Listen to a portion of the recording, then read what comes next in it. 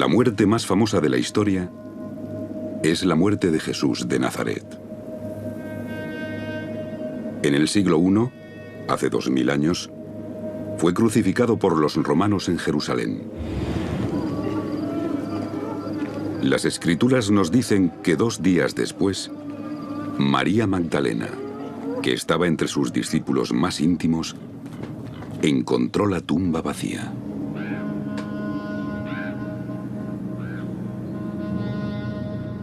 Pero según el Evangelio de San Mateo, después de la muerte de Jesús, circuló otra historia. Y aunque el Evangelio la califica de mentira, se rumoreó que los discípulos de Jesús habían cogido su cuerpo en secreto, presumiblemente para darle una sepultura permanente. Si es eso cierto, siguiendo la costumbre del siglo I en Jerusalén, habrían llevado el cuerpo de Jesús a una tumba familiar excavada en la roca. Y teniendo en cuenta que había sido crucificado por insurrección, el entierro habría sido hecho en secreto por sus discípulos más íntimos. Estos habrían amortajado el cuerpo y lo habrían dejado descomponerse.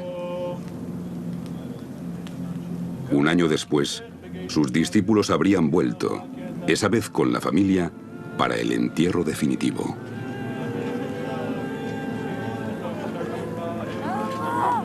María, madre de Jesús, habría estado presente. María Magdalena también. Sus hermanos Simón, José, Judas y Jacob habrían preparado los huesos de Jesús para el entierro definitivo y los habrían colocado en un ataúd de piedra llamado osario.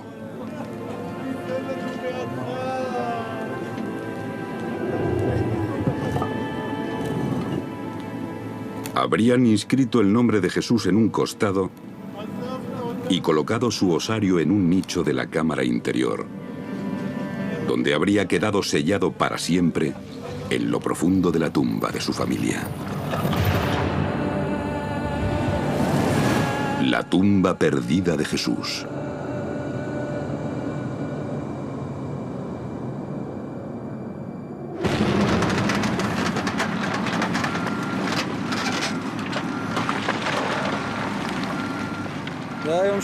Era un viernes por la tarde. Justo debajo de mi ventana había unas obras. Rompían la montaña con dinamita para poder construir. Los niños, como curiosos que éramos, corríamos a ver las explosiones. Después de una de ellas, cuando se posó el polvo, vi una tumba, con un triángulo y un círculo encima de la entrada.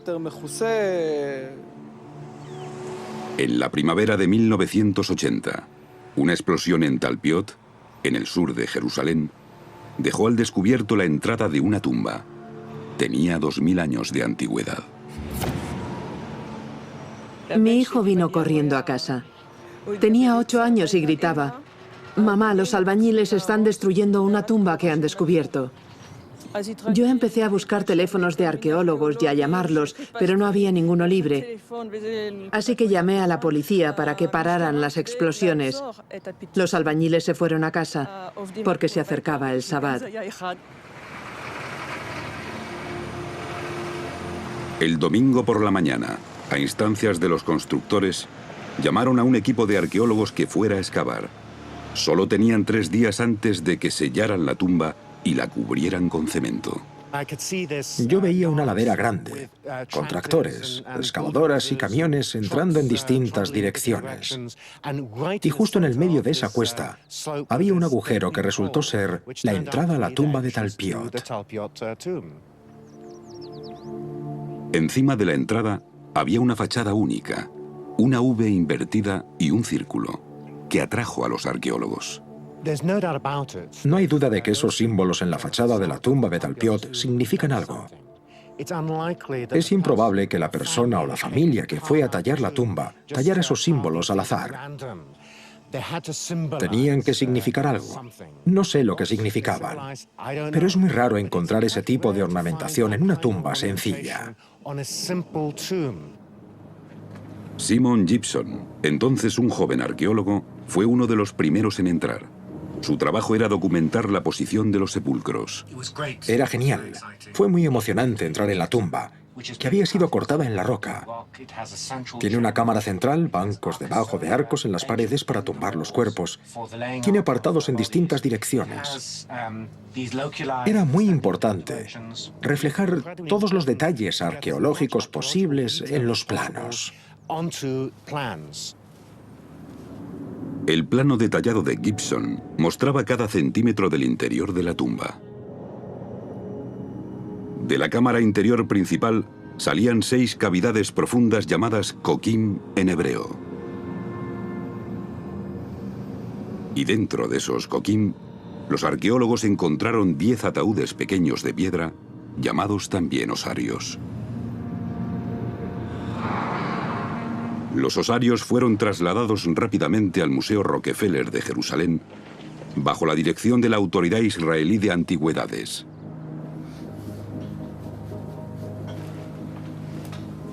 Los huesos y restos encontrados dentro se guardaron en bolsas y cajas y se almacenaron para ser enterrados de nuevo. La Autoridad Israelí de Antigüedades tomó ciertas decisiones en las que cedió a las peticiones de la comunidad ultraortodoxa judía de Jerusalén y les entregó para que lo enterraran en el material óseo que había sido analizado y examinado por antropólogos. Y entonces empezaron el proceso de catalogar los osarios antiguos. En 1980 se habían encontrado más de 1000 osarios, pero solo el 20% de ellos llevaban los nombres de los muertos. Aquí se descubrió que 6 de los 10 osarios tenían inscripciones. No son inscripciones monumentales, no están hechas para que todo el mundo las vea, y no están ahí para conmemorar a los muertos. Están ahí para que cuando lleguen los miembros de la familia y empiecen a mover los osarios para meter otro nuevo, sepan a quién pertenece cada uno. Los hallazgos arqueológicos muestran que la costumbre de usar osarios para enterrar en Jerusalén duró solo unos 100 años y terminó en el año 70 de nuestra era con la destrucción de Jerusalén por parte de los romanos. Y por lo tanto, el descubrimiento de inscripciones en ataúdes de piedra como estos proporciona a los arqueólogos un catálogo de nombres específicos de la época de Jesús. Y en uno de los osarios hallados en la tumba de Talpiot había un nombre sorprendente escrito en arameo: Yeshua Bar Yosef.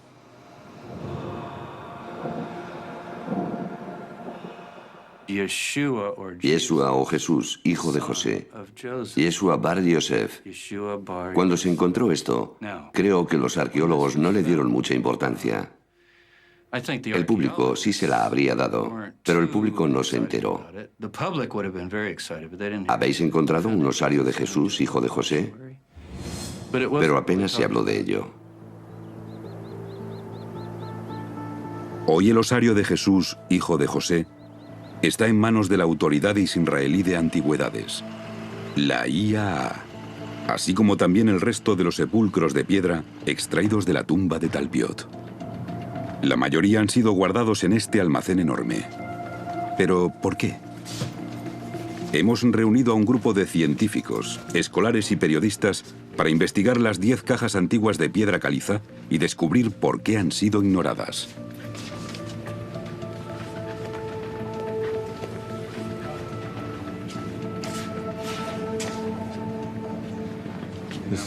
¿Es ese? ¿Félix? Sí, este es el 543. Es este. Es este. Jesús, hijo de José. Comentadas del vino y la cerveza. Movistar sí. Hoy le toca examinar la inscripción a un experto en escritura antigua, el mundialmente famoso profesor Frank Moore de Harvard. Porque, aunque es una de las inscripciones más sencillas jamás encontradas en un osario, sus letras son tan poco formales que es muy difícil leerlas. Estas letras son poco estudiadas y esta en particular está muy confusa. están tan poco detalladas que los académicos las describen como graffiti, casi como si se pretendiera que las leyera solo la familia íntima. Hay una X antes del nombre y después del nombre de Yeshua. Luego el nombre del padre está perfectamente claro. Yosefet, el hijo de Yosefet. No tengo dudas de que esto hay que leerlo como Yeshua y esto Yeshua bar Yosefet, es decir, Jesús, hijo de José. Jesús, hijo de José. El examen que ha hecho el profesor Cross de la fotografía nos muestra exactamente qué tenemos que buscar en el ataúd. Yud, Bab, Shin, Ain. Yud, Shin, Bab, Ain. Jesús. Bet, Res, hijo de Yud, Hei, Vav, Samech, Pi, Yosefet. Jesús, hijo de José. Es sorprendente, ¿eh?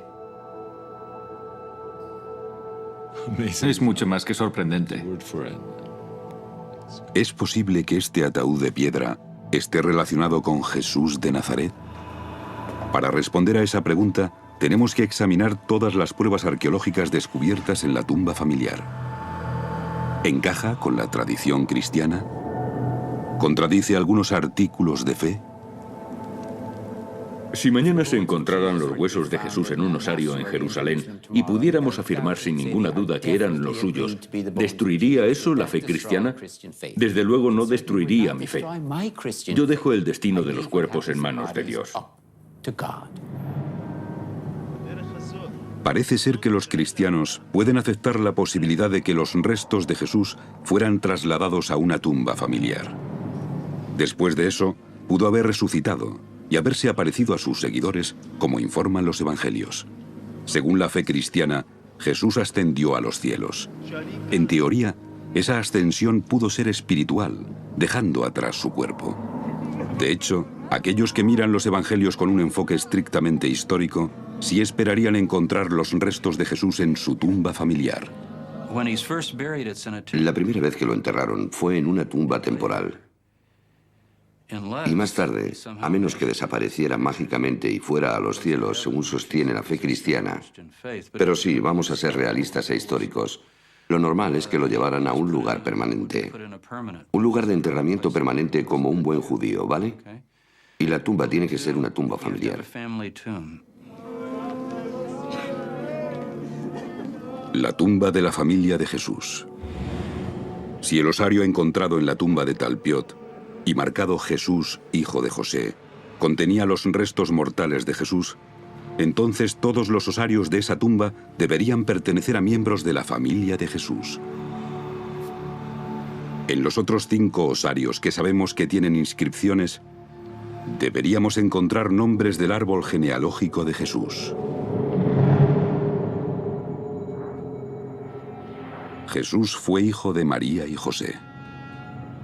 Pero lo que mucha gente no sabe es que, según la tradición cristiana, tuvo 2 hermanas, Miriam y Salomé.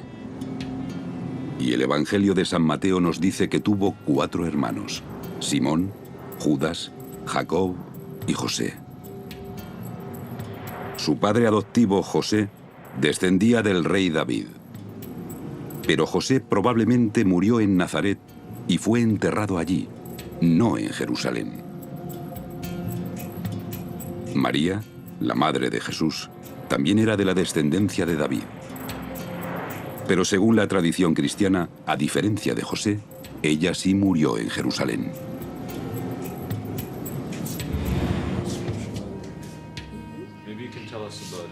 Y en la misma tumba de Jesús, hijo de José, se encontró otro nombre. El osario está ahora guardado en el sótano del Museo de Israel. Como pueden ver, la inscripción es muy sencilla. Las letras hebreas que forman este nombre son Mem. Mem es la M, Reish la R, Yud, que puede ser I o Y, y Hei, que en hebreo es la H latina. es decir, María. María. Sí, y es uno de los raros ejemplos de ese nombre en un osario de Israel. María. María. Encontrada en la misma tumba familiar que Jesús, hijo de José. ¿Podría ser el osario de la Virgen María?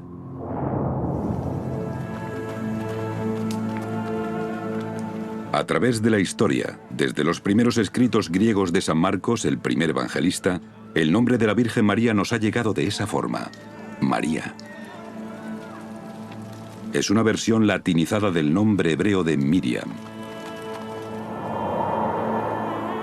Después de la muerte de Jesús, María siguió predicando sus enseñanzas y posiblemente reunió muchos seguidores. En aquellos tiempos de transición religiosa, conversos romanos empezaron también a seguir a Jesús, y a medida que crecía su popularidad entre los seguidores, se latinizó el nombre de María. Por eso en el Nuevo Testamento aparece como María. Es muy raro ver ese nombre escrito así en hebreo. Pero así es justamente como aparece en el osario de la tumba de Talpiot.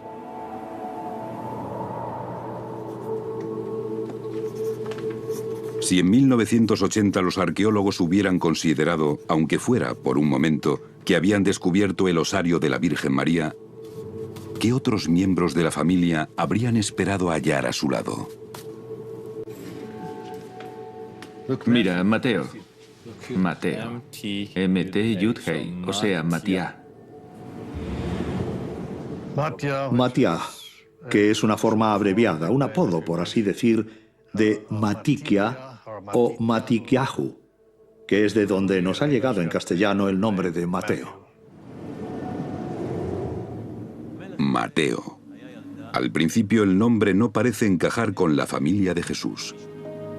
El Nuevo Testamento está formado por las escrituras de los 4 evangelios atribuidas a Mateo, Marcos, Lucas y Juan. El evangelista Mateo era discípulo de Jesús. Pero los estudiosos no creen que fuera un familiar consanguíneo. Sin embargo, hay motivos para creer que hubo muchos Mateos en la familia de Jesús. Les diré algo muy interesante. Hay 2 genealogías de Jesús. Todo el mundo lee la genealogía primera, la de José, como su padre adoptivo. Es básicamente la de todos los reyes de Israel. Y bueno, grandes nombres históricos. Pero la otra genealogía aparece en Lucas. La gente no se fija mucho. Está en Lucas, capítulo 3. Hay que pasar unas cuantas páginas. Es la genealogía de María, la madre. Y en su genealogía, ¿saben qué? Hay 5, 6, 7, 8 Mateos. Matías es un hombre macabeo, asmoneo. Es un nombre fiero de una familia con majestad. Es un hombre sacerdotal. Recordarán que María está emparentada con Isabel, la madre de Juan el Bautista, que es sacerdote, o sea que ahí hay relaciones sacerdotales. Y también Judas, que es de la tribu del Mesías davídico. Así que no creo que sea raro que encontremos un Mateo en esa tumba. De hecho, me parece más bien una congruencia más que encaja ahí. En realidad, Mateo no. Pero otros nombres bíblicos como Isaac o Jonás sí habrían descalificado la tumba como tumba familiar de Jesús, porque no aparecen por ninguna parte en la genealogía de Jesús. No hay un solo nombre que no encaje en la historia de los evangelios. Todos los nombres de la tumba aparecen en ellos. Todos los nombres tienen una relación con los evangelios. No hay ningún nombre como Daniel o algo así, nombres que no encajen.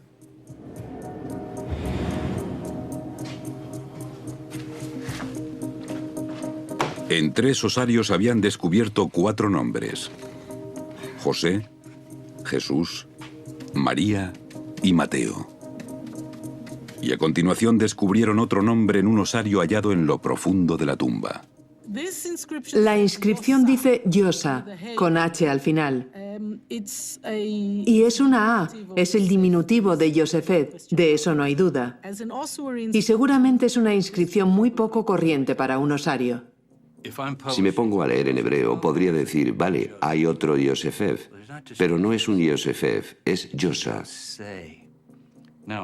En hebreo, Yossi es bastante común hoy en Israel. Yossi, Yossi, Joseph, como Joel, pero Yosa no se oye nunca, y tampoco se oía en el mundo antiguo. La Yo, la A, que se pronuncia así, Yosa. ¿Y saben dónde oímos ese nombre? En el Evangelio de San Marcos. Jesús tiene un hermano. No todo el mundo sabe que Jesús tenía hermanos. Muchos estudiosos, la Iglesia Católica, por ejemplo, dicen que eran primos y otros dicen que eran hermanastros. Pero la mayoría de los historiadores y estudiosos de la Biblia han admitido ya que Jesús tenía hermanos. En los Evangelios aparecen los 4 hermanos, Jacob, José, Judas y Simón, pero el José de San Marcos, y solo el de San Marcos, el primer evangelista, no es Yosefef, es José. Yosa, o José en castellano, era el hermano de Jesús. Pero los evangelios no nos dicen mucho más que eso. Desaparece después de 3 citas breves. Lo que le ocurrió a José es un misterio. Pero si los osarios de la tumba de Talpiot pertenecen a la familia de Jesús, entonces hemos encontrado por fin a José. De todas las inscripciones de osarios jamás halladas, solo hay una donde se escriba así el diminutivo de José. Mirad, está claro como el agua, Yosa. Y es algo increíble, porque según la ley judía, si alguien tiene un apodo, tienes que poner ese apodo en el ataúd o el sepulcro. Y es el apodo lo que aparece aquí al lado de Jesús, hijo de José. Al hermano se le conocía como Yosa, no Yehosefer, y así es justamente como está escrito, Yosa, José.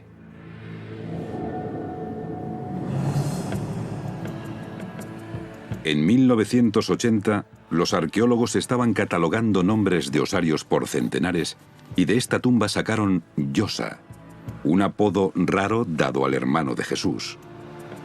María, una versión rara latinizada de la Miriam hebrea, que se usa en los evangelios para referirse a la madre de Jesús. Matia, una versión de Mateo, que casualmente era muy común en la familia de María, y Jesús, hijo de José.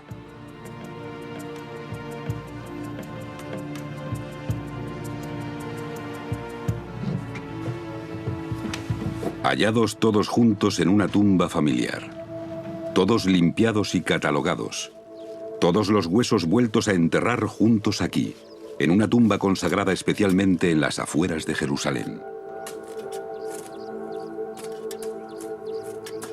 Todos los osarios fueron entonces catalogados y almacenados durante décadas en los estantes de un almacén. ¿Por qué nadie se fijó en los nombres? Recordarán que los años 70 y principios de los 80 fueron el periodo del boom en la excavación de tumbas en Jerusalén y alrededores. O sea que traían grandes cantidades de osarios al Museo Rockefeller, el cuartel general de la Autoridad Israelí de Antigüedades. Y esas inscripciones se consideraban bastante comunes.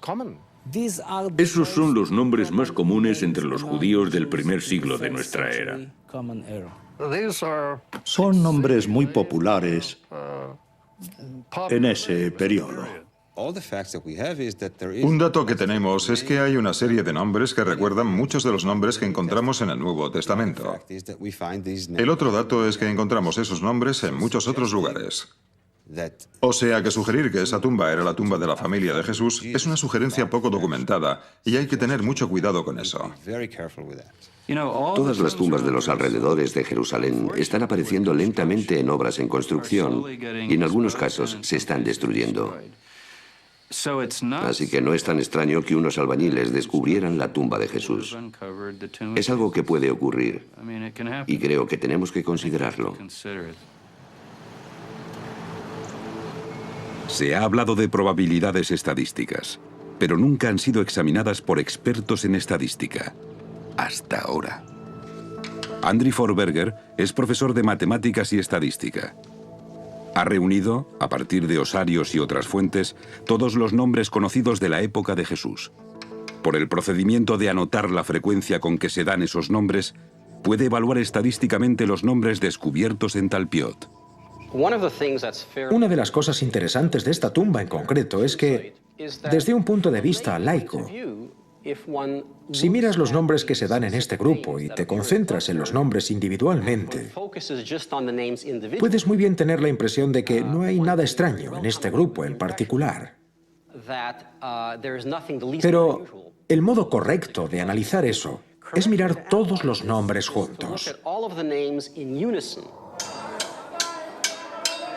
De acuerdo con la estadística, si estuviéramos en una calle atestada del Jerusalén antiguo y gritáramos el nombre de Jesús, nos respondería el 4% de los hombres.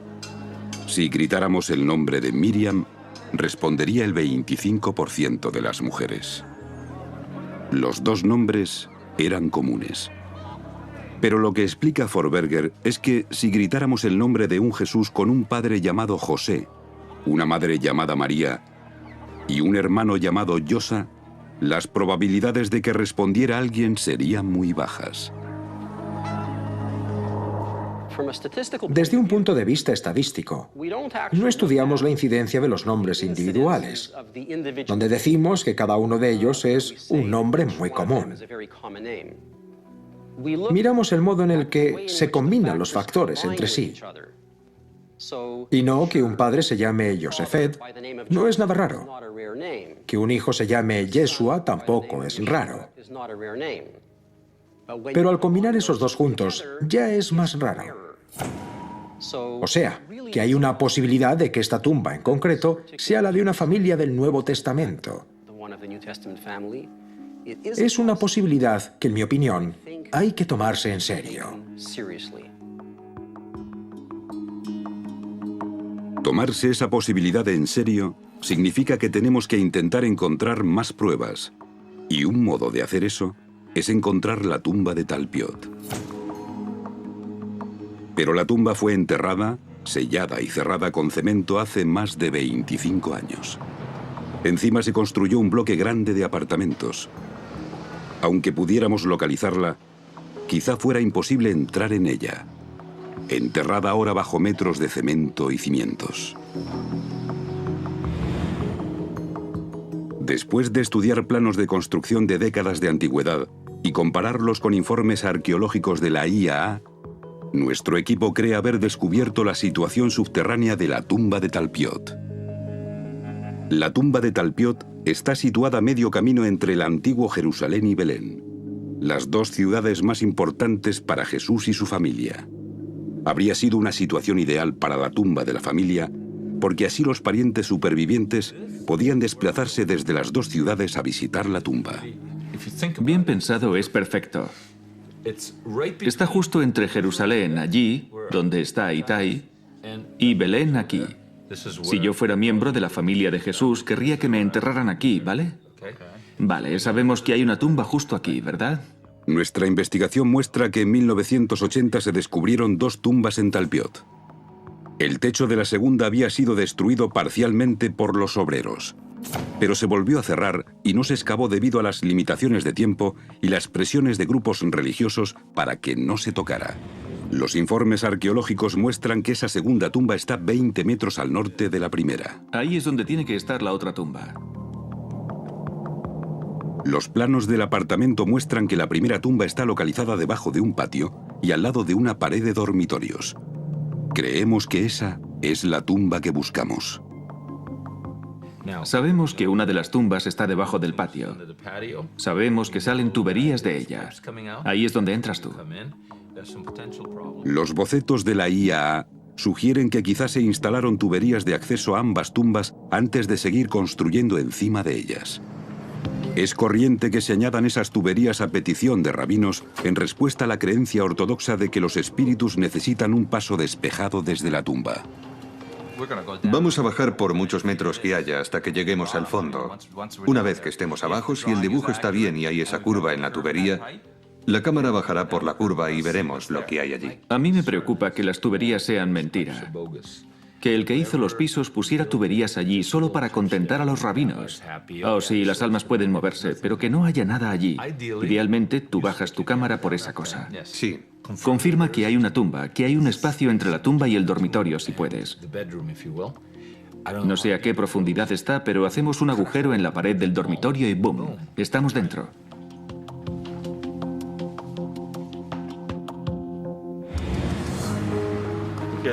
Vale, vamos a hacerlo y vamos a hacerlo deprisa. Los vecinos están empezando a curiosear lo que hacemos. Uno de los inquilinos nos ha dado permiso para entrar en el apartamento Talpiot que hemos marcado en los planos. No puedo creer que la gente viva encima de una tumba. ¿Dónde? No sé dónde está. Solo nos han dado 2 días. Aquí, es esto. Vamos. ¿Es esto? Sí, es esto. Oye, necesitamos una cinta métrica. Yo tengo una. Esto es lo que buscábamos. Mira esto. Estamos a 2,5 metros, 3 metros. Hay resistencia. Pero no es el fondo, falta más. ¿Qué bloquea eso? Esto no es una maldita tubería. Bill Taran es nuestro experto con la sonda y cámaras de control remoto. Bill puede meter una cámara aunque el agujero de acceso tenga solo 1 centímetro de diámetro.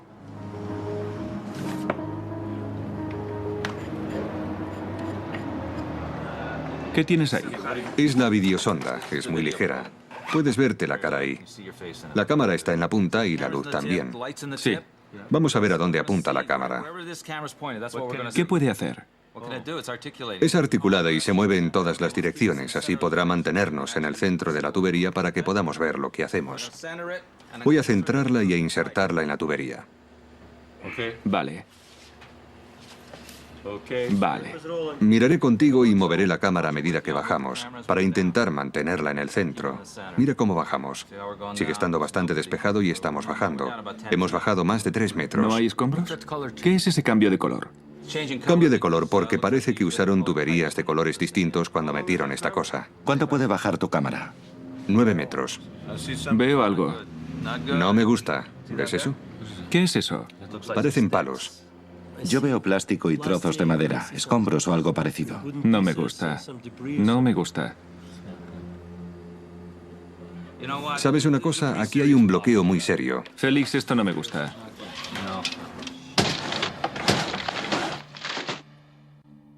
Creo que la gente se siente reacia a pensar que puedas encontrar la tumba de la familia de Jesús. Y sin embargo, tenemos a Caifás, el sacerdote, que había crucificado a Jesús. Una excavadora encontró su tumba al sur de Jerusalén hace unos años.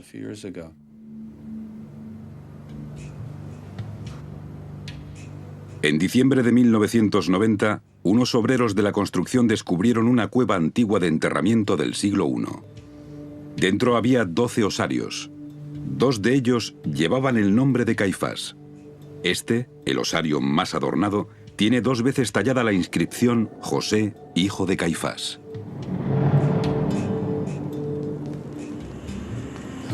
José, hijo de Caifás, era el sumo sacerdote del templo que, según los evangelios, procesó a Jesús. Desde su punto de vista, Jesús era un falso Mesías peligroso, que empujaba a las masas judías a levantarse contra los gobernantes romanos de Jerusalén.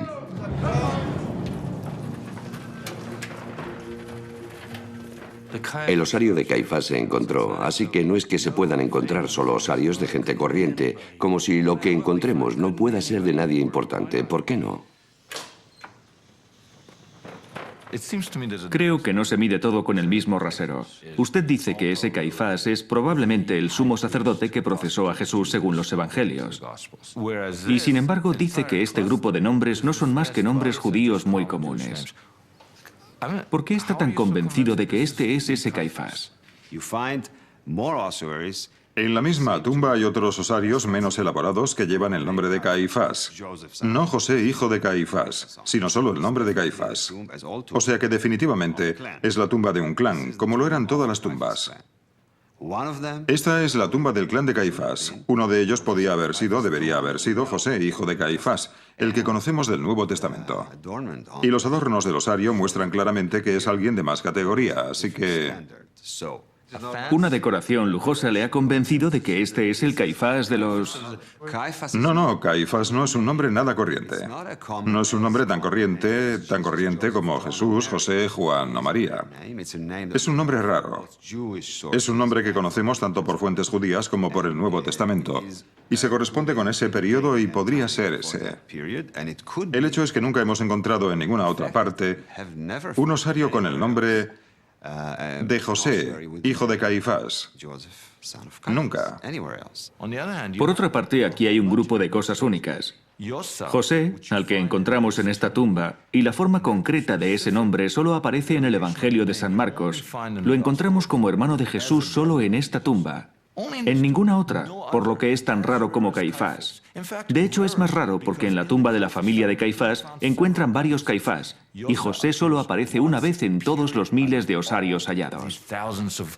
Pero nadie dice que, con toda probabilidad, esta es la tumba de Jesús de Nazaret. Nadie dice eso. El hecho de que las probabilidades sean muy altas con Caifás no significa que este sea su sepulcro con certeza. Dentro no había una inscripción que dijera, yo crucifiqué a Jesús. No lo sabemos al 100%. En arqueología nunca estamos seguros de nada al 100%.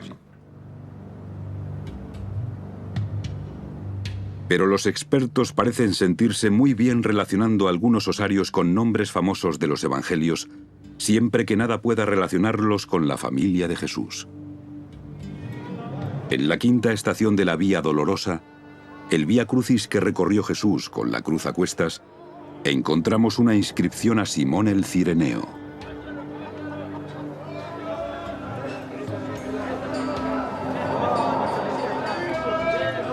Aquí fue donde hubo un momento histórico a la par que íntimo entre Jesús y un hombre llamado Simón.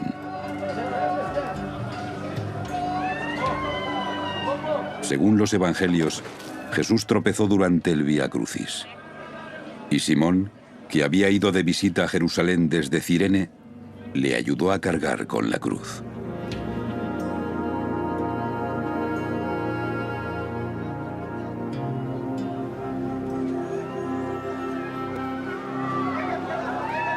Simón y su hijo Alejandro fueron de los primeros seguidores de Jesús. Los expertos están de acuerdo en que su osario ha sido hallado, aunque, curiosamente, descansa ignorado debajo del estante de un almacén en la parte de atrás de un edificio universitario. Bien, tenemos un osario que fue hallado en 1941. Una de las inscripciones dice claramente Alejandro, hijo de Simón. Alexandros Simonos. Ese está tallado claramente. Simón se puede ver muy claro. Exacto, Simón. Y al parecer, la tiza que está en el otro lado está ya muy desgastada. Tiene los dos nombres. Alejandro arriba, Simón debajo. Lo que indicaría que en este osario se metieron esos dos individuos. En la tapa del osario está inscrito el nombre del lugar, Cirene, en la Libia moderna. Simón el Cireneo aparece en el Nuevo Testamento ayudando a Jesús a llevar su cruz. Si los estudiosos coinciden en que este es su osario, seguramente lo sea. Y en ese caso es uno de los objetos más importantes de la cristiandad. ¿Y por qué está olvidado debajo de una mesa? Parte de la razón es que hace muchos años que lo encontraron, en 1941. Eso fue mucho antes de que hubiera revistas populares sobre arqueología bíblica para profanos. Y por eso escapó a la atención pública. Hay que tener un publicista, hay que tener a alguien que diga, vaya, esto es algo importante, vamos a resaltarlo, ¿verdad? ¿Y si no acaba escondido en un almacén? Acaba escondido en un almacén. A lo mejor podemos ver esa inscripción verde. Si traemos la luz aquí, quizá esta vez podamos leerla. Sí. Oh, sí. Mirad esto, Sincha, ven aquí, mira esto. Olvídate de lo verde por el momento. Mira. No. Está cincelado. Creo que eso no se ha publicado. No se ha publicado, ¿verdad? No aparece en ninguna de las publicaciones. En el osario de Simón de Cirene, el hombre que ayudó a Jesús a llevar la cruz, encontramos el mismo símbolo que aparece grabado encima de la entrada de la tumba de Talpiot, la tumba que albergaba el osario con la inscripción Jesús, hijo de José. Yo nunca he oído hablar de esto. Estoy alucinado. Bueno, no me lo esperaba. Yo quería leer las letras verdes. No buscaba símbolos de los primeros cristianos. Símbolos de los primeros cristianos. ¿Este símbolo será anterior al de la cruz?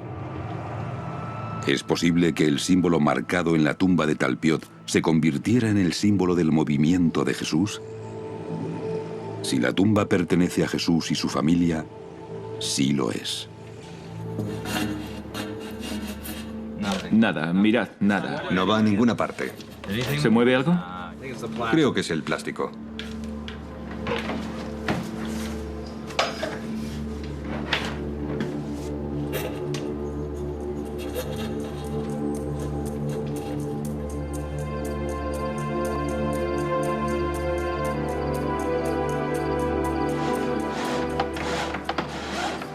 ¿Sabes, Sincha? Te diré que tenemos una seria obstrucción.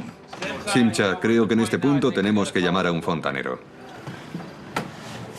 ¿Vamos a entrar en la tumba con un fontanero? ¿Tienes una idea mejor? Itai, Sí. necesitamos un fontanero. ¿Ahora? No, ahora no vendrá nadie. Son casi las 9 de la noche. Pues llámalos ahora y que vengan mañana.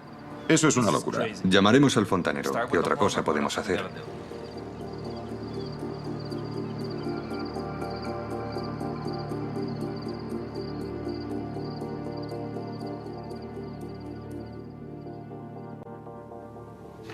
Hace más de 25 años, los arqueólogos encontraron 4 osarios relacionados con Jesús y su familia.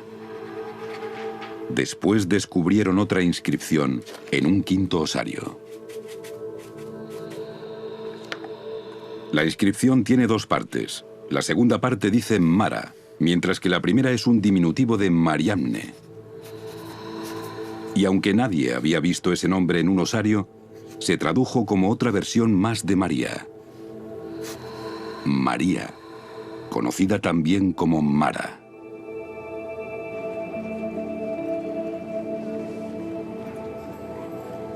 Pero, ¿tendría sentido encontrar en la tumba de la familia de Jesús 2 osarios con el nombre de María? Primero, María, el nombre usado en los evangelios para referirse a la Virgen. Y segundo, un modo muy raro de escribir Miriam y el nombre Mara. Quizá tuviera sentido si la segunda María, esa Mariamne, fuera María Magdalena.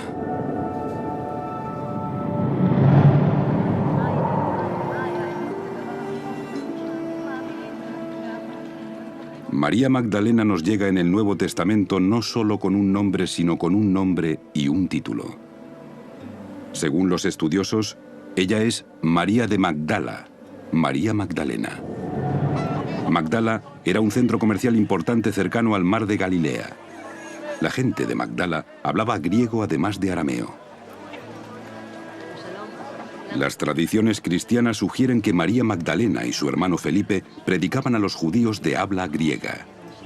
Y es bastante probable que la familia y los seguidores de María Magdalena escribieran su nombre en griego. El osario de Mariamne es el único con una inscripción griega encontrado en la tumba de Talpiot. Supongamos que en esta misma tumba de Talpiot, la segunda María Sí. fuera identificada claramente como María Magdalena. Supongámoslo. Sí.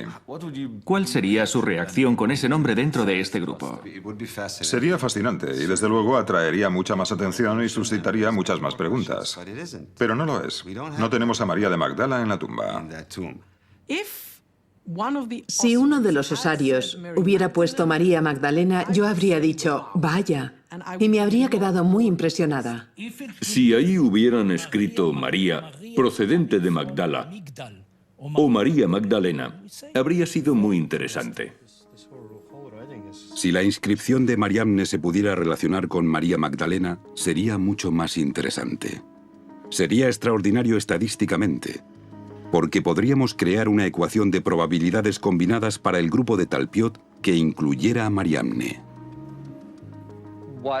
Lo que ocurre cuando haces eso es que los factores de probabilidades individuales, aunque no sean muy grandes en un caso en particular, al multiplicarlos todos juntos, empiezas a formar una imagen del conjunto, que ya sí es en realidad un suceso muy raro. Como Forberger adopta un enfoque conservador, elimina Matia por completo, puesto que no es un miembro conocido de la familia más próxima a Jesús. Forberger divide también el resultado por 4 para compensar por cualquier prejuicio no intencionado en los datos históricos, y a continuación vuelve a dividir el resultado por 1000, que son todas las tumbas del siglo I en Jerusalén. Al final, su modelo concluye que solo hay una probabilidad entre 600 de que la tumba de Talpiot no sea la tumba de la familia de Jesús, siempre que Mariamne se pueda vincular con María Magdalena. ¿Pero se puede? Una de las historias más famosas asociadas con María Magdalena está en el Evangelio de San Juan, donde Jesús impide la lapidación de una mujer condenada por adulterio.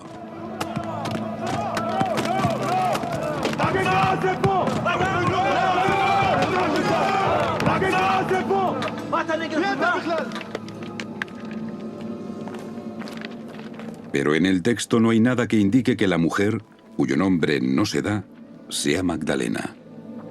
Es una tradición cristiana posterior la que ha relacionado a la adúltera con la Magdalena, igual que la ha relacionado también con la historia de otra mujer, a la que no se nombra en el Evangelio de San Lucas, nombrada solo como una pecadora que unge los pies de Jesús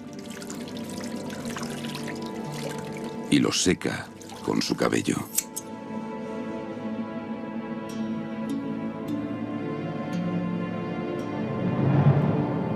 En la actualidad, los estudiosos creen que María Magdalena y las dos mujeres no nombradas en San Lucas y San Juan son mujeres distintas. La tradición de vincular a María Magdalena con esas llamadas pecadoras se remonta a un giro de la Iglesia en los últimos siglos, cuando se excluyó a las mujeres de ser consagradas como líderes religiosos. Antes de ese tiempo, sí se ordenaba a las mujeres. Y María Magdalena es muy respetada como misionera en muchos escritos de los primeros cristianos. Creo que María Magdalena fue una persona muy importante en el movimiento de Jesús. Tan importante que creo, y esto es opinión mía, sé que no represento a nadie más, pero creo que ella es la auténtica fundadora de la cristiandad. En la época de Jesús, María Magdalena fue uno de los grandes apóstoles, a la par con Pedro, pero después del Nuevo Testamento, decimos que es una prostituta. Y esa oposición a María Magdalena dentro del Nuevo Testamento y después del Nuevo Testamento, para mí es la prueba más segura de que ella fue muy importante. El fuerte liderazgo de María Magdalena seguramente se vería con recelo en una iglesia cada vez más dominada por los hombres. Por eso, a partir del siglo II, cuando los padres de la iglesia empezaron a suprimir los primeros escritos cristianos por docenas, la iglesia rechazó 2 textos que mostraban una gran estima por María Magdalena: el Evangelio de María Magdalena y un texto que describía el ministerio de su hermano, el Evangelio de Felipe. Durante siglos solo quedaron fragmentos de esos textos y algunas partes se consideran perdidas para siempre. Pero en 1974, en un antiguo monasterio del monte Athos, en Grecia, un profesor de la Universidad de Harvard, François Bobon, descubrió un manuscrito de 700 años de antigüedad. Era la copia más completa jamás encontrada del Evangelio de Felipe, un texto del siglo IV. En él, Bobón afirma haber encontrado una descripción temprana de María Magdalena, no adulterada por la tradición cristiana posterior. En el Evangelio de Felipe, ella aparece totalmente... no se menciona su vida anterior. Aparece como una misionera cristiana. Y está por completo al mismo nivel que los misioneros masculinos. Predica, enseña, bautiza, hasta lleva el título de apóstol. Si en el movimiento cristiano del principio María Magdalena era una apóstol, el alias de Mara encontrado en el osario de Mariamne podía deberse a algo extraordinario. Mara en arameo significa maestra. Mara, la maestra.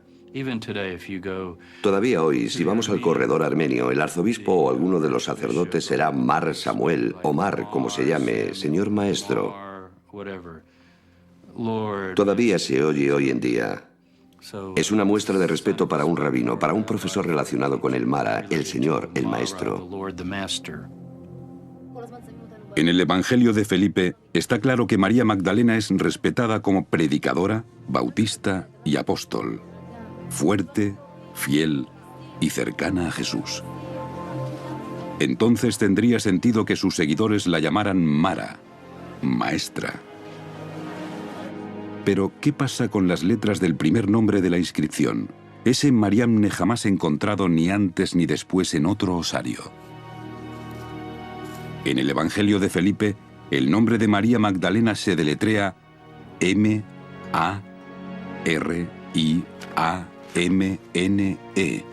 Mariamne.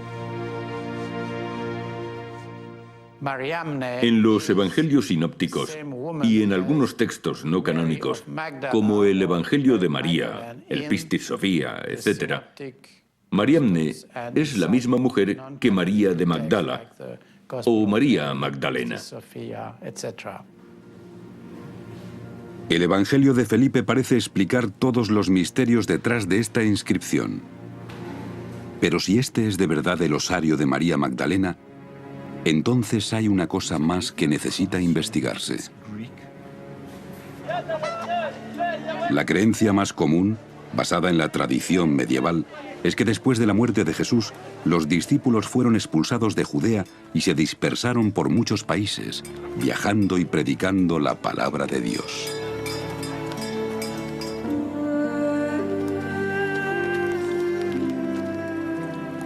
Tiempo después, María Magdalena terminó en Francia, donde pasó sus últimos días. Según esa tradición cristiana, sería imposible encontrar el ataúd de María Magdalena en Talpiot, Jerusalén. No obstante, en el Evangelio de Felipe, escrito en el siglo IV, y que supone el relato más antiguo conocido de los viajes de María Magdalena, ella no muere en Francia.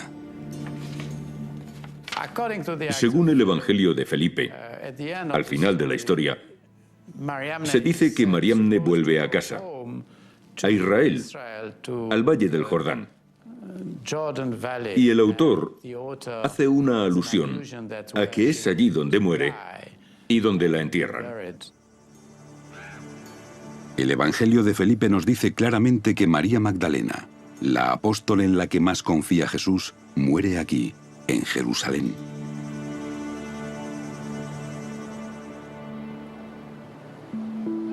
¿Sería de verdad tan improbable encontrarla enterrada al lado de Jesús, en la tumba de la familia de Jesús?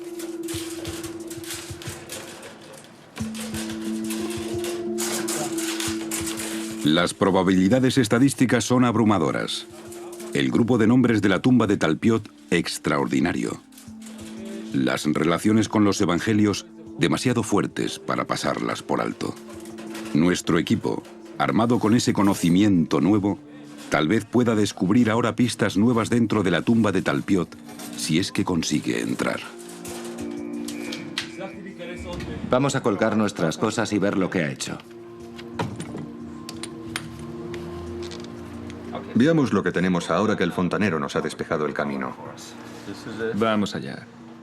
Todavía me asusta la idea de que el bloqueo fuera ya al fondo. Estaba a menos de 5 metros. El bloqueo está aquí. Ahora estamos en el punto donde... Sí, y no es el fondo, lo cual está bien. No, no es el fondo, eso está bien. Es profundo, muy profundo. Lo es, 7 metros. ¿Ya has bajado 7 metros? Es genial. Mira, mira, mira. Eso es el fondo, creo. O hemos tropezado con otro bloqueo o estamos en el fondo. Espera, voy a mover la cámara. ¿Qué es eso? ¿Ves el fondo, Félix? ¿Pero qué ha pasado con lo de...? Yo creía que tenía que haber una curva. Voy a mover la cámara. Déjame hacer una panorámica a ver si encuentro algo. No veo nada. Estoy haciendo una panorámica a la izquierda. Hay una abertura. Espera, lo he visto, sí, ahí está. Estamos ahí, es esto. Hay una abertura, desde luego, ahí está, ahí está. Es esto, estamos en la tumba, estamos justo delante de la fachada. Ahí está. Esa es la tumba. ¿Dónde está? ¿Dónde está? Un momento. Dios mío. ¿Sabéis qué? Esa no es. Esa no es la entrada a la tumba. Estamos en la tumba. Estás dentro de la tumba. Sí, desde luego. Eso es la tumba. Vale, aquí está. Es esta. Esta es la tumba. Tenemos la tumba. Hemos encontrado la tumba. ¿Pero dónde está el tejado en pico, Itai? Ya sabes, el Yeskashut Neala. ¿Qué? Creo que es eso, ¿no? Hay... ¿Eso es un osario? Espera, esos son osarios, sí. Sí. Oh, Dios mío. Tengo buenas noticias y malas noticias. Ahí hay un osario.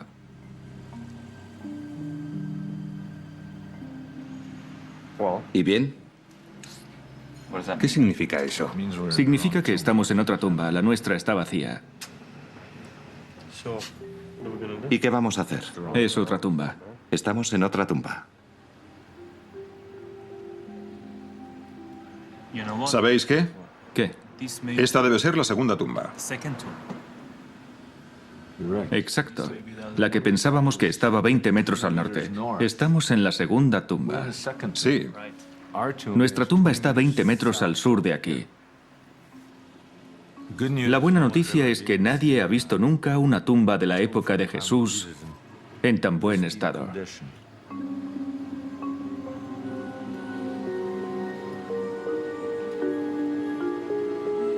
Aunque nos encontrábamos en la tumba equivocada, tal vez esos osarios tan bien tallados y tan cerca de la tumba de Talpiot estuvieran relacionados de algún modo con Jesús y sus seguidores. ¿Eh? ¿Qué pasa ahora? Tenemos que encontrar la tumba. La tumba de la familia santa. Tiene que estar al otro lado de este edificio. Tenemos que mirar 20 metros al sur, sí. Está por aquí. ¿A dónde vas? ¿A dónde narices vas, Simcha? Eso es el aparcamiento. No puede ser tan difícil. El sur es el sur. 20 metros nos llevan al jardín. 20 metros no son muchos, la encontraremos.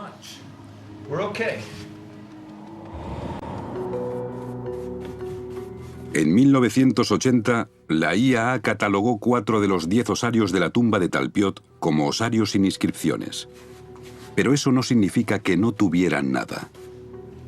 Varios mostraban rosetas decorativas en los costados. Y en el panel trasero del osario catalogado con el número 80506 encontraron una cruz larga. Vale, mira esto. Mira esto, Félix. Es una marca. A mí me parece una cruz. Parece una cruz. Pero esa marca de cruz se despreció de inmediato como una marca del artesano. Se supone que los artesanos que hacían los osarios ponían marcas para indicar cómo se debían alinear las tapas con las cajas.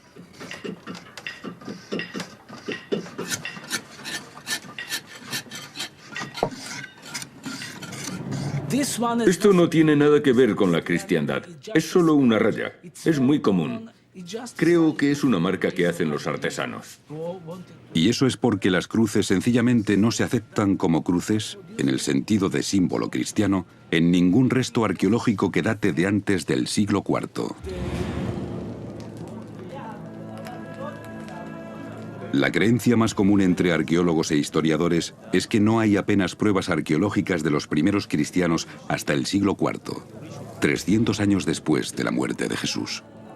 Fue entonces cuando el emperador romano Constantino el Grande legalizó la cristiandad, lo que permitió que un movimiento clandestino pasara a ser aceptado en la sociedad civil normal.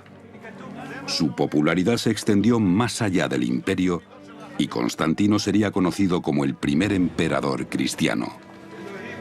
Pero cuesta creer que el primer movimiento cristiano, lo bastante fuerte para sobrevivir a 300 años de persecuciones y a continuación invadir todo el imperio romano, no haya dejado pruebas arqueológicas de su existencia antes de su legalización.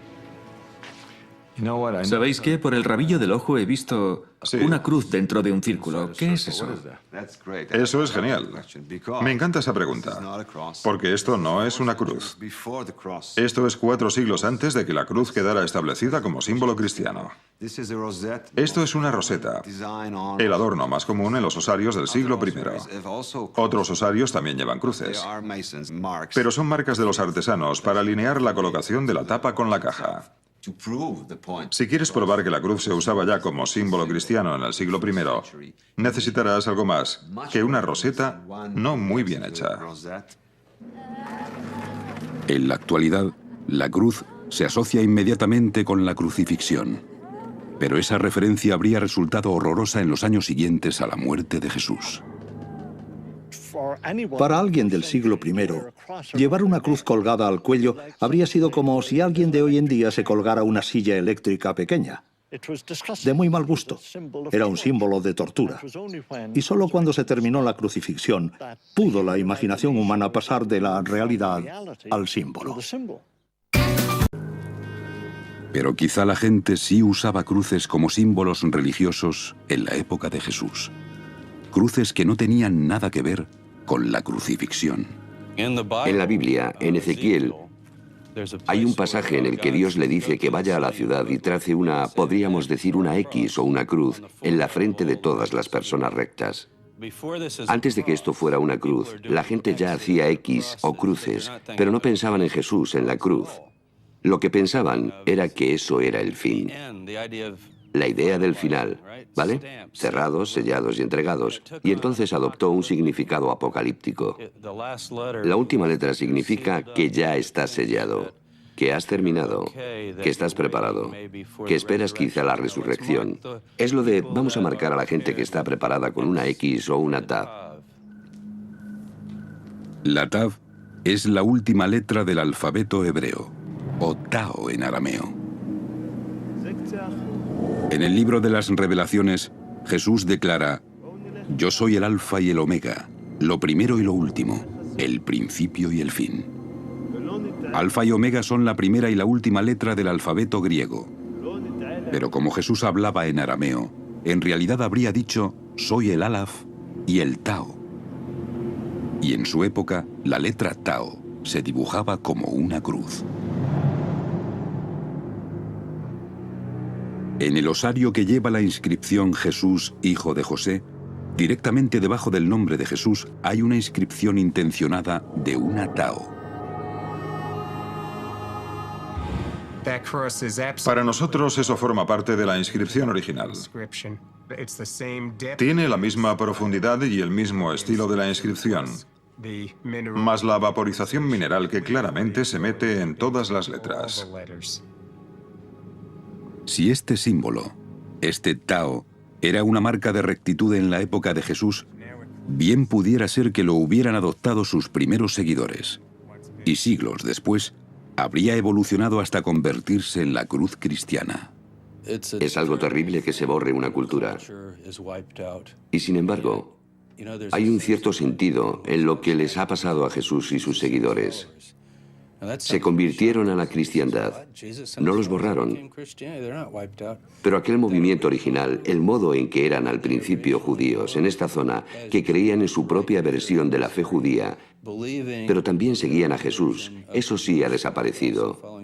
Y creo que ha desaparecido por razones teológicas. Aunque yo creo que las pruebas materiales están a nuestro alrededor y que solo tenemos que abrir los ojos y verlas. ¿Es posible que hubiera un movimiento formado por judíos que veían a Jesús como su Mesías, no su Dios? Y que, como ese movimiento ha desaparecido en gran medida de la historia, estamos ciegos a las pruebas arqueológicas que han dejado atrás. Si hay pruebas de ese movimiento judeocristiano, el lugar más lógico para buscarlo sería aquí. Según la tradición, esta es la vista que tenía Jesús cuando subió al Monte de los Olivos y miró el templo judío. Donde ahora está la mezquita de la cúpula de la roca, se levantaba entonces el templo de Jerusalén.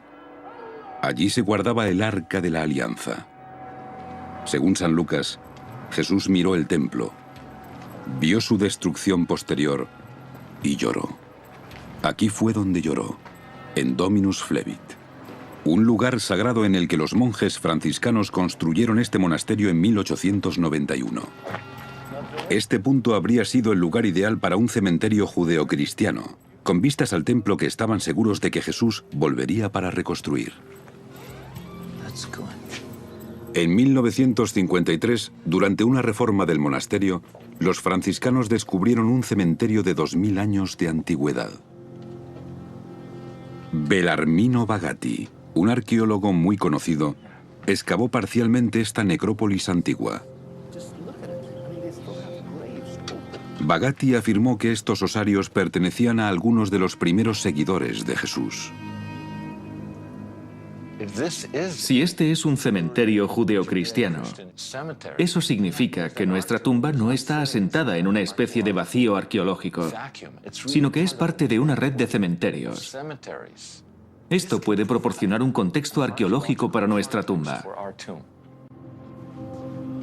En esta red de tumbas, los franciscanos encontraron una caja de huesos con una inscripción que lleva el nombre de uno de los primeros cristianos más famosos, Simón Bar Jonás.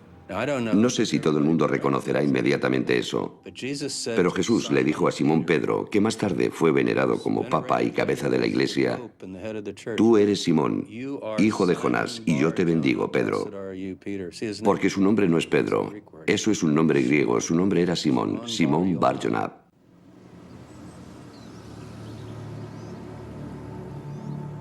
Hoy en día solo queda un trozo del osario. Los franciscanos lo han guardado en un museo pequeño al lado de su iglesia. Lleva una inscripción indiscutible, la única que se ha encontrado con el nombre Simón, hijo de Jonás. Simón era uno de los 12 apóstoles originales de Jesús. Según los evangelios, Jesús lo bautizó como Pedro, en arameo, Kefa, que significa piedra. Muchos cristianos lo consideran un santo y para la Iglesia Católica fue el primer papa. Según la tradición, Simón Pedro fue crucificado y enterrado en Roma. Entonces, ¿cómo puede estar su ataúd en Jerusalén? El hecho es que en Roma no se han encontrado nunca pruebas arqueológicas creíbles debajo del Vaticano relacionadas con Simón, hijo de Jonás. Y aquí hay un osario descubierto en Dominus Flevit que lleva su nombre. Y si esta es una necrópolis judeocristiana, forma parte de una red de cementerios que pertenecían a los primeros seguidores de Jesús, incluida la familia de Jesús.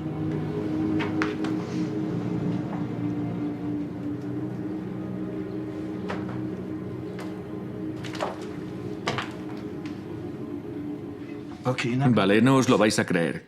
¿Qué? No os lo vais a creer, lo estoy soñando. ¿Lo ves? Ahora lo veo. Es un símbolo. Hay un símbolo de la tumba en un osario.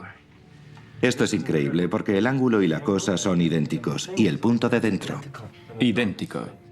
Y el punto está dentro intencionadamente. La V invertida con el punto en el medio. El símbolo de nuestra tumba está aquí, en un osario de lo que se sospecha que es un cementerio de los primeros seguidores de Jesús.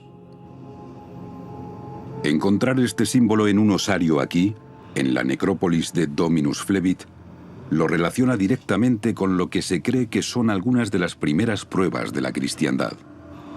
En cuanto a quien podía estar enterrado en este osario y si conocía o no al Simón el Cireneo, que mostraba las mismas marcas en su osario, o al Jesús hijo de José, en cuya tumba se grabó el mismo símbolo, solo podemos especular.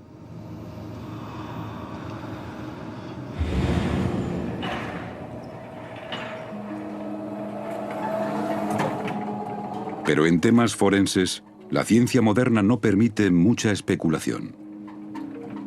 Estudiando ADN antiguo de fragmentos de huesos y residuos humanos dejados en osarios, los científicos pueden averiguar ahora relaciones familiares entre las distintas personas de la tumba de Talpiot.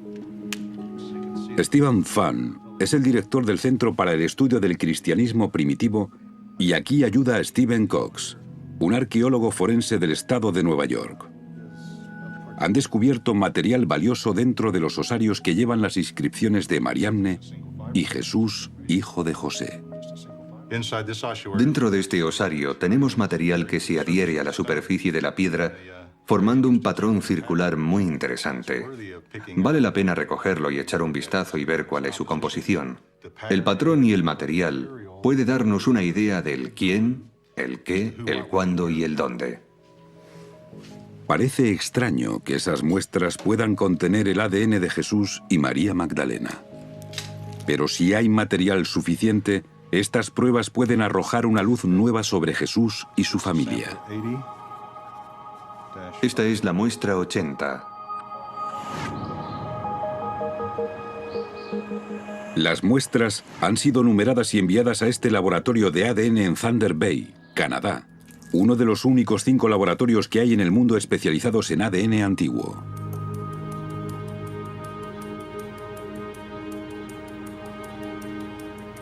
Los científicos no saben que las muestras pertenecen a un tal Jesús, hijo de José, y a una mujer que podría ser María Magdalena.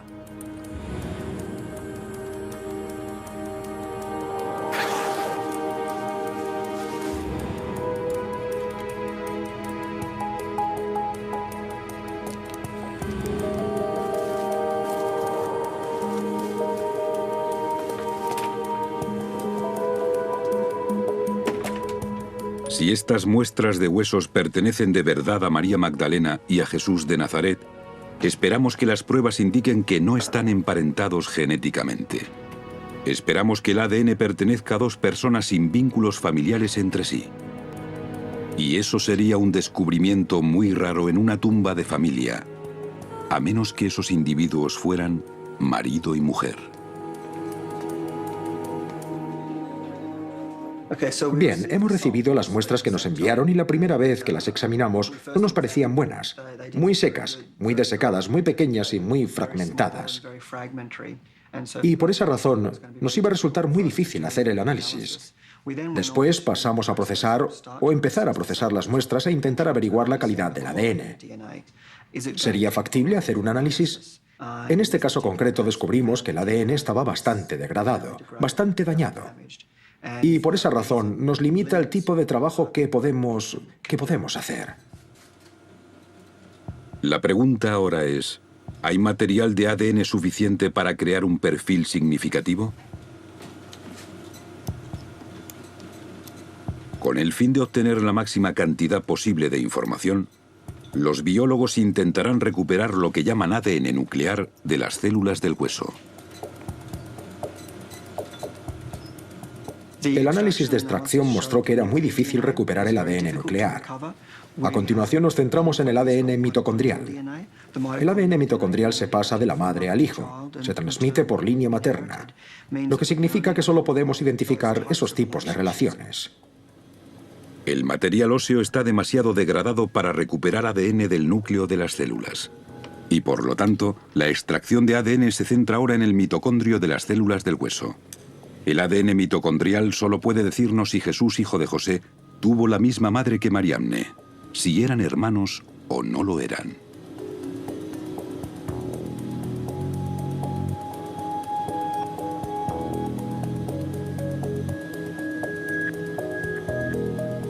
Si los biólogos no consiguen recuperar ADN mitocondrial de las células óseas, habrá que abortar la prueba. Y nunca conoceremos la verdadera relación entre Jesús y Mariamne. Sí, hemos podido lograr resultados. Tenemos el ADN mitocondrial. Estaba muy fragmentado. Había cantidades muy pequeñas de ADN. Pudimos ampliarlo y crear una secuencia. A continuación pasamos a clonar esos fragmentos de ADN secuenciados y al clonar el ADN pudimos comparar muchas copias juntas. Y eso aumenta la validez del trabajo. Y así podemos comparar las secuencias entre un individuo y el otro individuo. Y eso es básicamente lo que hemos hecho. Y hoy puedo mostrarle los resultados.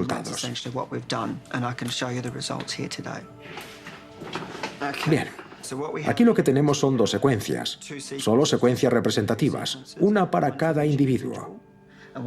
Y lo que les voy a mostrar son algunas de las variaciones entre los dos individuos. Y así tenemos aquí un poliformismo, esta G y la A. Un poliformismo es una variación entre esta secuencia y otra secuencia, o una variación entre esta secuencia y la secuencia de referencia. Utilizamos un poliformismo para indicar o identificar un perfil mitocondrial. Y este poliformismo muestra una diferencia entre las dos personas. Tenemos también otro poliformismo aquí. Tenemos una T y una C, que muestran otro poliformismo de diferencias. O sea que tenemos un número de poliformismos que muestran diferencias entre las dos secuencias. Podemos pues concluir que esas dos personas no están emparentadas. O por lo menos no están emparentadas por vía materna. No tienen la misma madre. No pueden ser madre e hijo, no pueden ser hermanos de madre. O sea que con estas muestras concretas, como proceden de la misma tumba y creemos que es una tumba familiar, estas dos personas, si no son parientes de sangre, lo más probable es que fueran marido y mujer.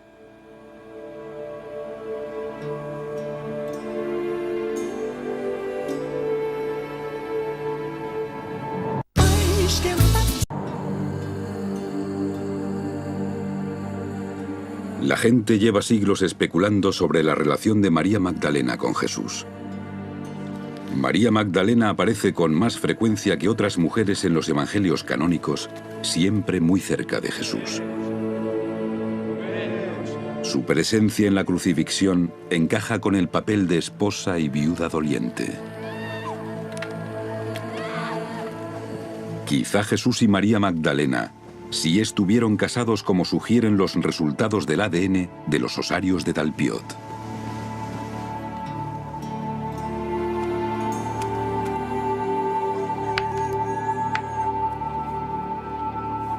Y quizás su unión se mantuvo en secreto para proteger a una dinastía potencial. Un secreto mantenido a través de los siglos. Un secreto que la tumba familiar de Jesús puede poner al descubierto.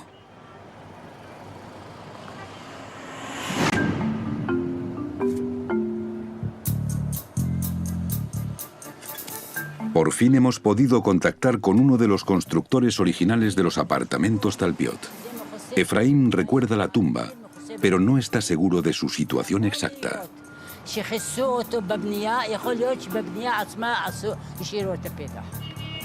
¿Está entre los dos edificios? Sí, sí. ¿No se construyó encima? No, se quedó entre los dos. Vale. Dice que está entre estos dos edificios. Vamos a probar.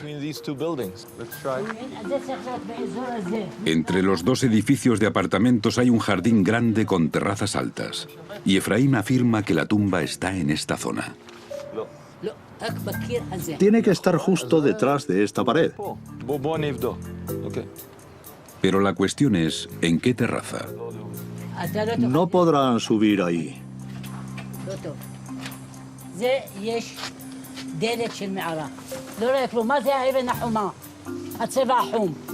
Los vecinos empiezan a interesarse por la búsqueda y nos indican un trozo de cemento situado en la terraza inferior.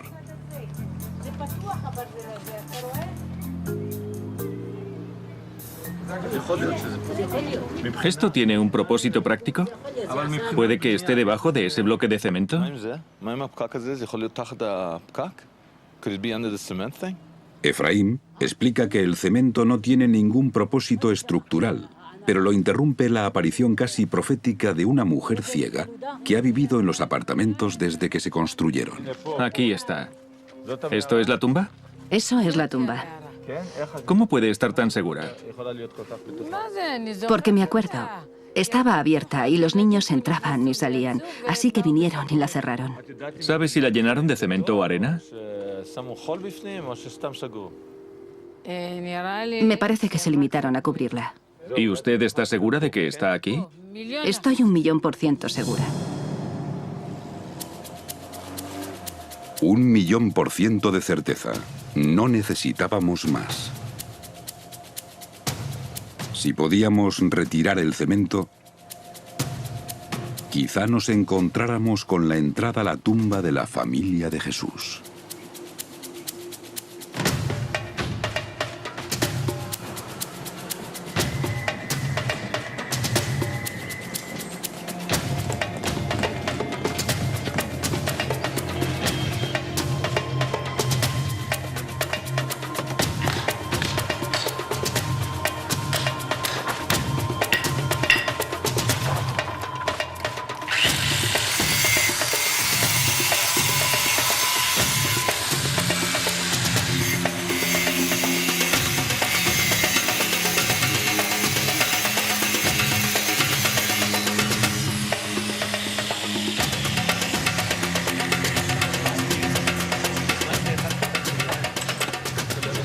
Vale, ¿cómo lo hacemos?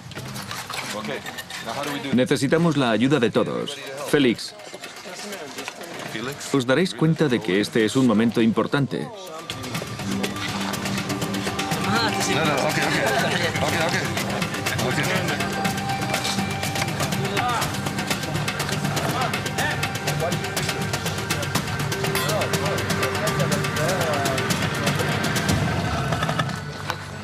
Es increíble. Es aquí, Simcha. Es la tumba. Vale, ¿seguro que es esta? Sí, buen trabajo. Me estoy pellizcando, no puedo creerlo. Vale, vamos. Haz la foto y compárala.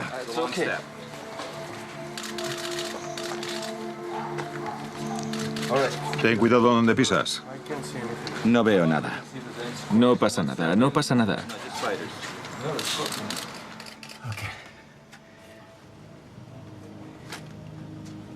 Vale. Definitivamente es aquí. Mirad, ahí está la V invertida. Es preciosa. Es fantástica. Es roja. Mirad. Igual que en el libro. Igual que en la foto. Mirad eso. Félix, la hemos encontrado.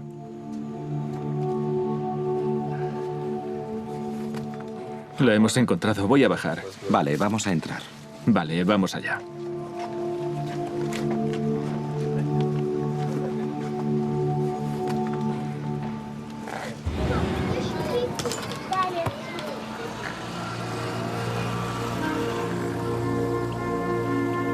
La apertura de la tumba, 26 años después de su hallazgo, coincide con otro giro en la historia. Uno de los osarios de Talpiot ha desaparecido. Contando estos, 1, 2, 3, 4, 5, 6, 7, 8, 9, 10. Aquí tenemos 10 osarios. Pero las visitas al almacén de Bet Shemesh han descubierto un extraño error en los archivos. He ido al almacén de la Autoridad Israelí de Antigüedades, en Bet Shemesh. Me han dado una hoja impresa que indica que hay 9 artículos de esta tumba. Lo dice claramente. Número de artículos 9. Y viene una descripción de los osarios y de dónde están colocados en el almacén. Uno de los osarios de Talpiot se perdió de algún modo y en alguna parte. Y con este osario perdido empieza otro misterio nuevo.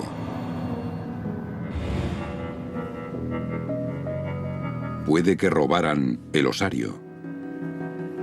Quizá un albañil de la obra de 1980 tenía las manos largas. Los osarios pueden alcanzar precios bastante altos en el mercado de antigüedades. Y en octubre de 2002 apareció un osario de piedra en una colección privada. Llevaba la inscripción Jacob, hijo de José, hermano de Jesús. Oded Golan, un coleccionista bastante conocido, declaró que había comprado el osario décadas atrás a un comerciante de antigüedades árabe en la ciudad vieja de Jerusalén, pero que no había sido consciente de la importancia de la inscripción. Fue uno de los primeros osarios de mi colección. No le presté una atención especial, porque los 3 nombres que se mencionan en el osario, que son Jacob, Joseph y Yeshua, son muy comunes en el siglo I. Y en consecuencia ni se me ocurrió pensar que pudieran pertenecer a la familia de Jesús. Y además yo no sabía que Jesús hubiera tenido hermanos. Después de la muerte de Jesús, su hermano Jacob, o lo que es lo mismo, Santiago, continuó su ministerio y congregó a bastantes seguidores como líder indiscutible del movimiento de Jesús. Más tarde, las escrituras cristianas nos dicen que fue muy respetado tanto por los primeros cristianos como por los judíos fariseos. Y en el siglo I, el historiador judío Flavio Josefo dedica más tiempo a Jacob que a Jesús. Pero al igual que su hermano Jesús, el miedo a su popularidad e influencias religiosas lo llevaron a la muerte. El sumo sacerdote Anás lo condenó a ser lapidado en Jerusalén en lo que se consideró un acto de asesinato judicial.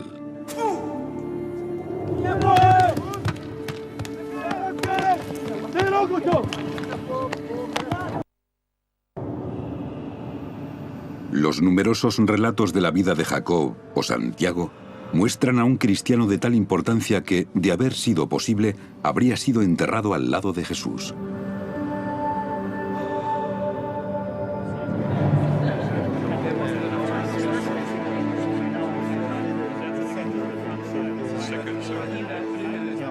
Un estudioso vio la colección de Oded Golan en 2002 y sugirió que el osario de Jacob podía pertenecer a la familia de Jesús de Nazaret.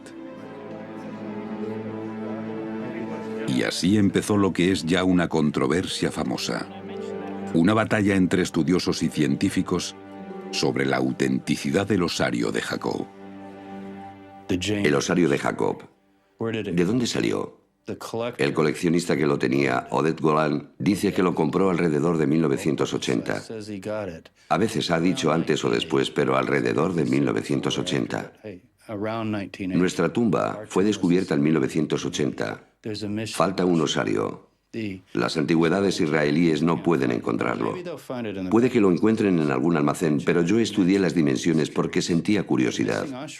El osario desaparecido había sido catalogado antes de su desaparición. Las dimensiones de ese osario son las mismas que las del osario de Jacob.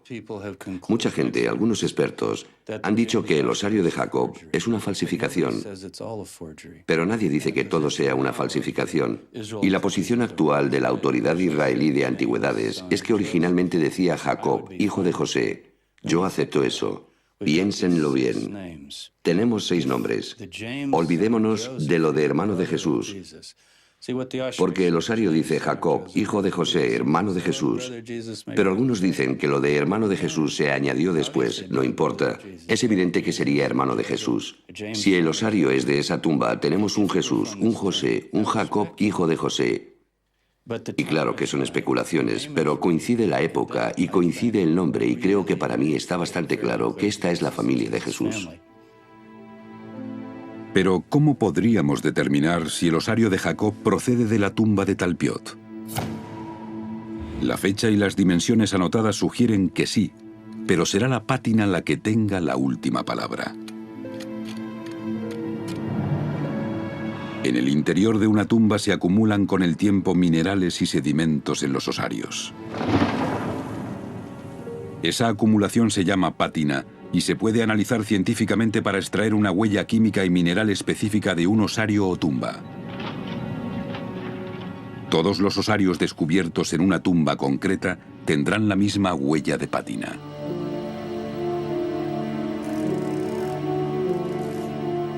Las muestras tomadas del osario de Jacob muestran rastros de materiales como titanio y hierro que solo se dan en el osario de Jacob. Si la pátina encaja con la de los osarios de la tumba de Talpiot, será una buena prueba de que el osario de Jacob es el mismo que desapareció y pertenece a la familia de Jesús.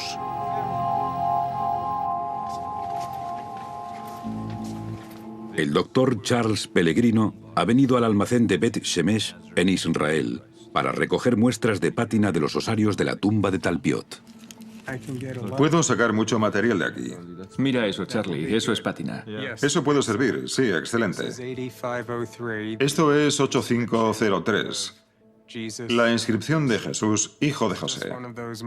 Es uno de esos momentos en los que te quedas sin palabras, porque sabes que tienes en la mano la historia química del osario, que puede haber contenido los restos de Jesús de Nazaret. A petición del doctor Pellegrino, hemos pedido que se recojan muestras de pátina al azar para determinar si es cierto que la de la tumba de Talpiot es específica de allí.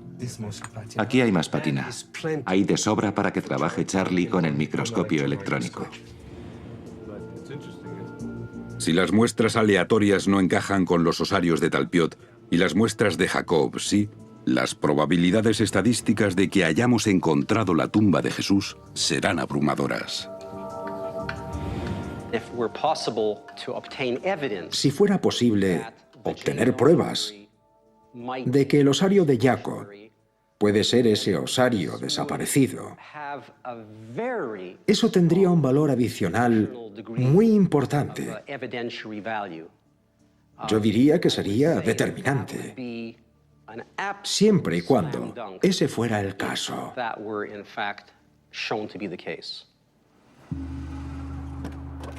El laboratorio criminalista de Suffolk es un laboratorio CSI norteamericano que participa en la resolución de crímenes actuales. Hoy utilizará expertos forenses para comparar la pátina del osario de Jacob con la pátina de los osarios de Talpiot y con la de las muestras aleatorias. ¿Has visto esa pieza? ¿La que tiene una especie de túnel que la atraviesa? Sí. ¿Quieres extraer otra muestra de este recipiente o ya es suficiente? Sí, creo que ya es suficiente. De acuerdo. Sí, creo que eso servirá. Sí, así está bien. Esa pieza está bien para analizarla. De momento estamos sacando otras muestras del interior del osario. El hierro es parte de lo que da al suelo ese color distintivo. Ahora lo tenemos de esta tumba. Lo tenemos de los osarios de esta tumba. Vamos a tomar más muestras y las vamos a examinar al microscopio de barrido electrónico y a analizarlas por microsonda electrónica.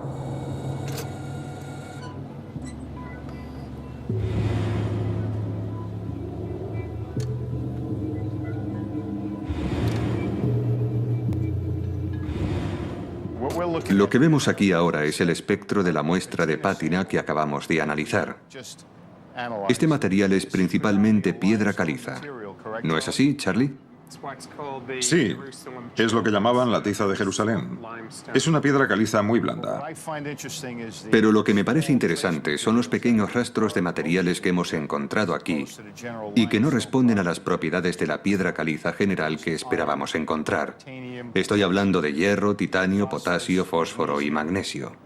Hasta el momento, la composición elemental que hemos analizado en esta sección concreta de pátina encaja con los rastros de materiales que hemos encontrado en el osario de Jacob. La firma es la misma. Se corresponde. Las muestras de pátina de la tumba de Talpiot se corresponden con las del osario de Jacob. Pero, ¿y las muestras aleatorias? Resulta que ninguna de ellas encaja con las de Talpiot. Los mismos montículos químicos y minerales de la tumba de Talpiot se dan solo en la pátina de Jacob. Esta es la prueba clave que indica que el osario con la inscripción Jacob, hijo de José, hermano de Jesús, es el osario que falta de la tumba de Talpiot. Y cuando incluimos el osario de Jacob en nuestro modelo estadístico, el factor de probabilidades cambia de 600 contra 1 a favor de la tumba a 30.000 contra 1, lo que sugiere que esta tumba pertenece a la familia de Jesús de Nazaret.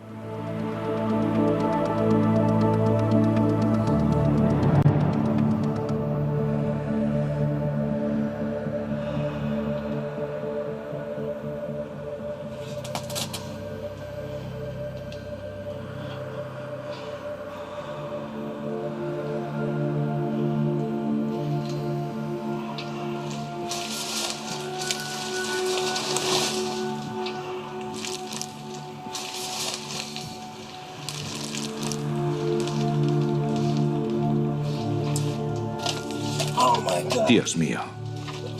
Cielo santo. Increíble, ¿verdad? Sí.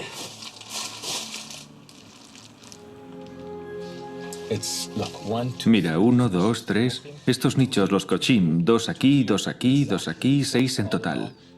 Mira, 2 nichos mortuorios donde colocas el cuerpo. El cuerpo de Jesús, el cuerpo de María estarían ahí. Mira esto, y ahora mira esto. Vale. Es esta, Félix, no hay duda.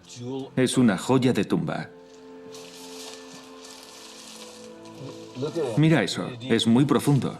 Sí, esos cochins son muy profundos. Eso no se me había ocurrido. Mira eso, Félix, ¿qué es eso? Es una incisión. Sí, aquí hay una inscripción. Esto es griego. Eso es una M. Eso es una N griega. ¿Es una N o M? Es N. ¿Y qué es esto? Necesitamos un paleógrafo aquí. Esto es antiguo. 2, 3, 4, 5, 6 letras. ¿Es griego o latín? Desde luego no es hebreo. Al mirar a nuestro alrededor, nos dimos cuenta de que estábamos sentados en montículos de páginas de escritura en descomposición. ¿Qué es eso? Alumbra eso, alumbra aquí. Mira eso, Félix. Esto está lleno de libros sagrados desintegrándose. Según la ley judía, los libros bíblicos no se pueden destruir. Hay que enterrarlos como a los seres humanos. Parece ser que en las semanas siguientes a la retirada de los osarios y antes de que se cerrara de nuevo la tumba, una escuela de rabinos de la zona la llenó de textos sagrados dañados. Entre ellos, encontramos uno que Jesús menciona como la clave de su ministerio. Es el libro de Jonás. Jesús dice en los Evangelios, si queréis saber, los apóstoles le preguntan, ¿qué te propones, maestro? Y él dice, si queréis saber lo que me propongo, leed el libro de Jonás. Esa es la clave. Y ahora tenemos el libro de Jonás justo aquí. Los evangelios nos dicen que Jesús hablaba constantemente en claves y parábolas. No es de sorprender, teniendo en cuenta que era un líder de lo que hoy se llamaría un movimiento antigubernamental, un hombre destinado a la crucifixión. Y aquellos que hablan en clave a menudo guardan grandes secretos. En las excavaciones apresuradas de 1980, los arqueólogos retiraron de la tumba de Talpiot el último osario con una inscripción. El osario pertenecía a un niño. En el Museo Rockefeller tradujeron la inscripción Yehuda Bar Yeshua. Sí, Yehuda Bar Yeshua se traduce por Judas, hijo de Jesús. Judas, hijo de Jesús. El Nuevo Testamento no dice que Jesús tenía un hijo, pero quizá, en este caso, la arqueología nos obliga a arrojar una luz diferente sobre el Nuevo Testamento. ¿Es posible que este osario contuviera en otro tiempo los restos del hijo de Jesús y María Magdalena?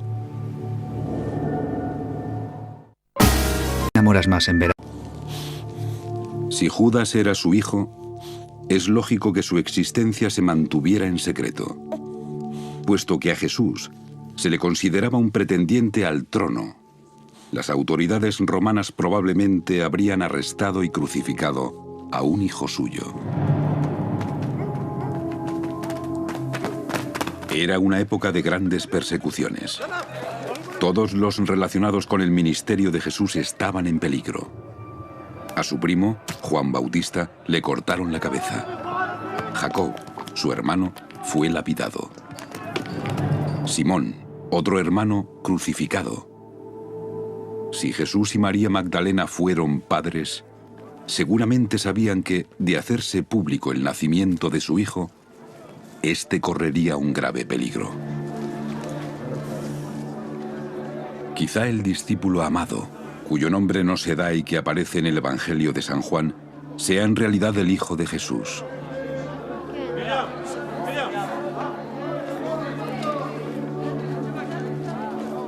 Cuyo nombre no se da para ocultar su linaje.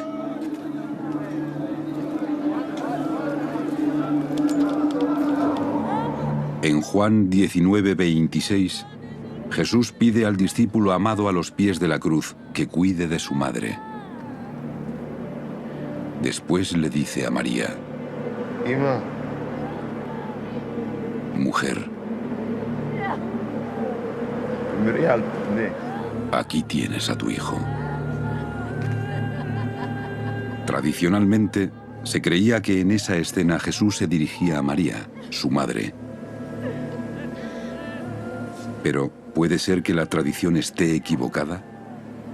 ¿Es posible que Jesús hablara a María Magdalena, su esposa, y le encomendara el cuidado de su hijo?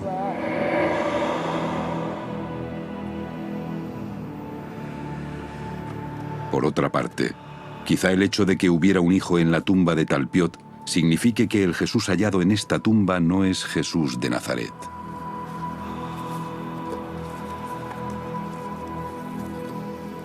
Pero en ese caso, tendríamos que creer que en la misma época y en el mismo lugar vivió otro Jesús que también tenía un padre llamado José y dos parientes varones cercanos llamados Jacob y José, y dos mujeres en su vida, una llamada María y la otra Mariamne.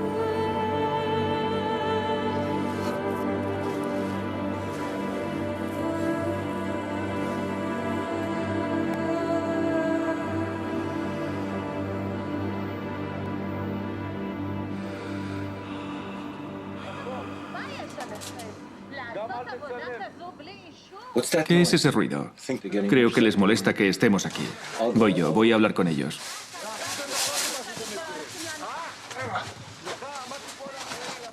Soy del Departamento de Jerusalén Occidental de la IAA. Me han enviado a parar esto. Una de las inquilinas de los apartamentos Talpiot trabaja para la Autoridad Israelí de Antigüedades y, aunque tenemos permiso de la Junta de Inquilinos, ha llamado a la IAA. Los vecinos no tienen autoridad para darles permiso. Los permisos los damos nosotros. ¿Permiso para qué? Para abrir la tumba. Fueron los dueños de los apartamentos Talpiot los que taparon esta tumba con cemento, preocupados por la seguridad de sus hijos. Una tumba que la IAA había dejado abierta en 1980. Nos parecía innecesario pedir permiso a la IAA para abrir una tumba que ellos nunca cerraron. Pero a pesar de nuestras súplicas, nos pidieron que volviéramos a cubrirla. Vale, vámonos.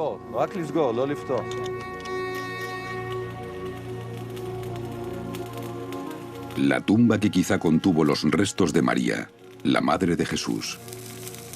Mateo, de la línea familiar de María.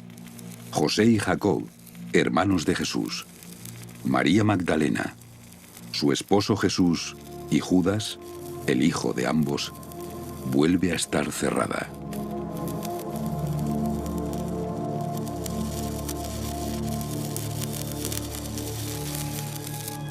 ¿Quién sabe los secretos que alberga todavía en su interior? ¿Y cuánto tiempo seguirán escondidos bajo los apartamentos Talpiot?